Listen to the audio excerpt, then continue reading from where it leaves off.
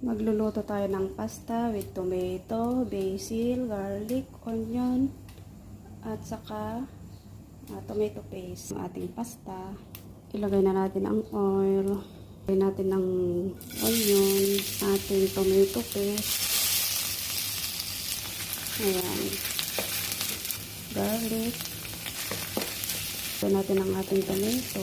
Ang ating vegetable broth. Ito na yan siya guys, ang kanyang sauce. Ito yan siya guys, yung ating sauce ng pasta. Ilagay din natin ang ating coconut. Ito na yan siya guys, ito na din yung ating sauce. Na natin ang ating pasta.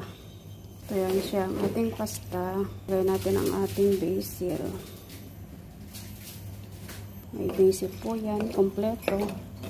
Yan, yung recipe ngayon.